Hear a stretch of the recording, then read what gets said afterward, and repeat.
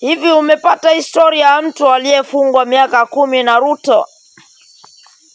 Ni raha iliyoje mtu anafungwa na Ruto. Watu wengine wanafungwa bila Ruto, lakini yeye alifungwa, alipigwa faini ya shilingi milioni 5.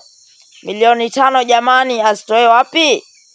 Milioni 5 hakuweza kuzitoa, kwa hivyo miaka 10 ilikuwa inamhusu. Akapigwa miaka 10 yake pale jela kuanzia sasa hivi 2025.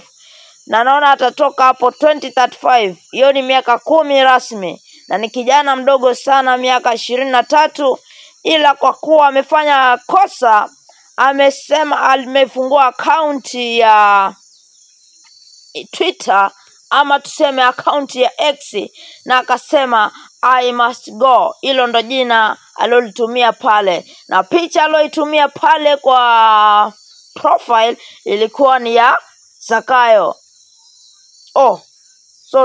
Ilikuwa ni ya Honorable William Samoei Ruto, ambaye ndiye rais wetu pale Kenya.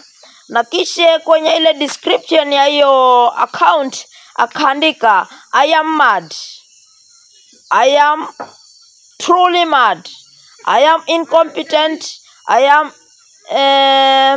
am what? I am full.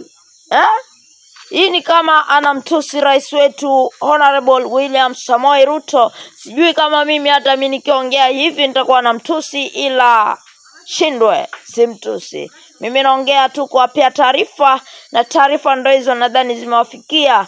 Na kwa sasa tuangalie venye jamaa atenda kugua hiyo miaka yake 10 pale jela. Atapata chakula bure, ataishi vizuri, ila kwa mateso. Atapata ujuzi, najua wengine wanafundishwa, lakini ujuzi afadhali ungekuwa wa miaka 2 ingekuwa vizuri. Angetoka pale jela akaja akatumikia wananchi wengine huko, akaja akaelezea watu venye maisha ya huko yako, na pia vile vile watu wangepata kujua kwamba jela sio kitu kizuri. Jela ni mahali ambapo pana mateso, pana mashangwe mengi ambayo sio mazuri. Kwa hivyo hata wewe jichunge sana ukiwa kwa mitandao. Acha kufanya mitandao kama ni mambo mazuri.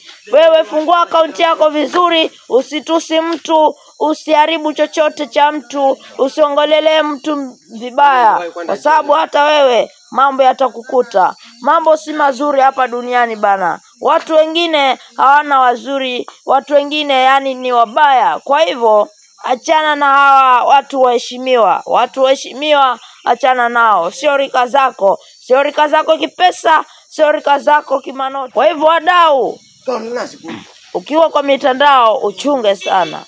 Hiyo ndo usia wangu kwa leo.